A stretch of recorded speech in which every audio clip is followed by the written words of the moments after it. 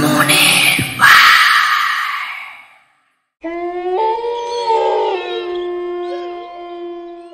নমস্কার বন্ধুরা, কেমন আছো সবাই? আশা করছি অনেক ভালো আছো। আজকে একটা নতুন গল্প নিয়ে চলে এলাম মনের পাওয়ার ইউটিউব থেকে। চলো আর বেশি লেট না করে আজকের গল্প আমরা শুরু করলাম।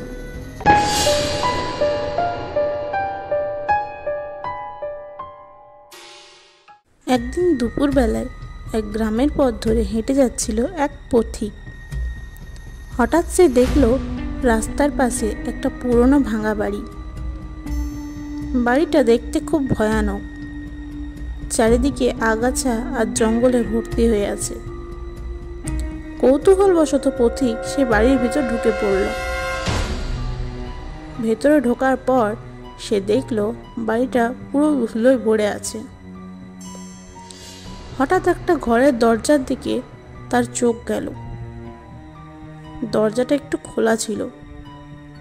পথিক দরজার কাছে গিয়ে উঁকি দিল। ঘরের ভেতরে একজন বৃদ্ধ মহিলাকে দেখে সে চমকে গেল। ভাঙা বাড়ির ভেতর এই বৃদ্ধা কি করছে সে ভাবতে লাগলো।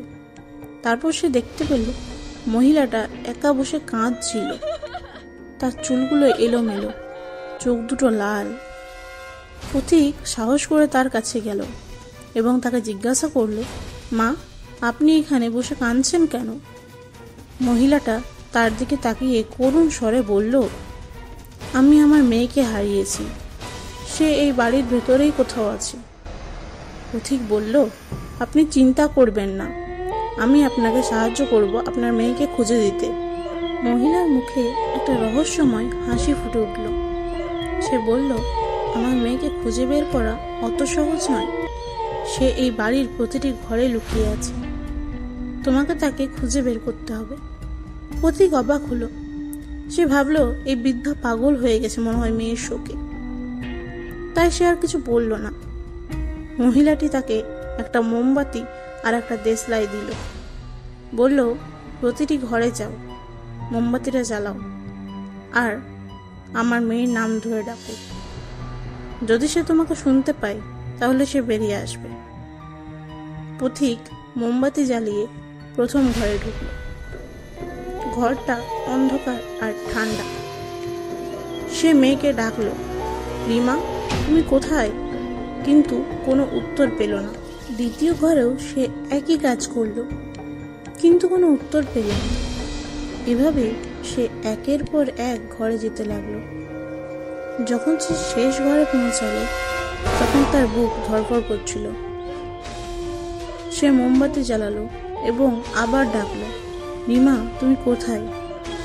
তখন হঠাৎ করে ঘরের ভেতর থেকে একটা ফিসফিসানি শুনতে পেল, আমি এখানে, আমি তোমার পাশেই আছি। পথিক ভয়ে চমকে উঠল। সে দেখলো তার পেছনে দাঁড়িয়ে আছে সেই বৃদ্ধা মহিলা, কিন্তু এবার তার চেহারা আরো ভয়ানক দেখাচ্ছিল। তার চোখ দুটো আগুনের মতো জ্বলছিল। সে হাসতে হাসতে বলল, আমিই সেই মেয়ে, আর এই বাড়িটাই আমার কবর।